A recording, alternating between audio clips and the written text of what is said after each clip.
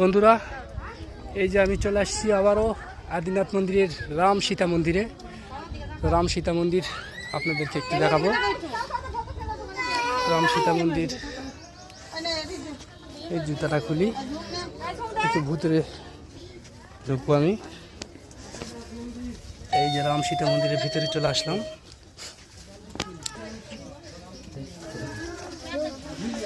এটা হলো রাম সীতা মন্দির। চমৎকার, হনুমান, রাম, সীতা, লক্ষণ। জয় শ্রীরাম,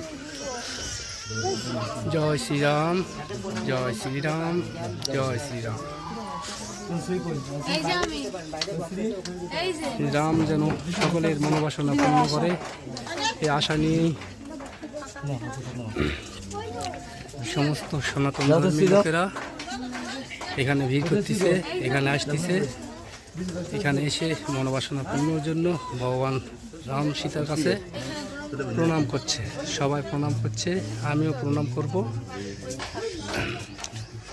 তো এ পর্যন্ত সবাই ভালো থাকেন। আজকের মতো নমস্কার সবাইকে।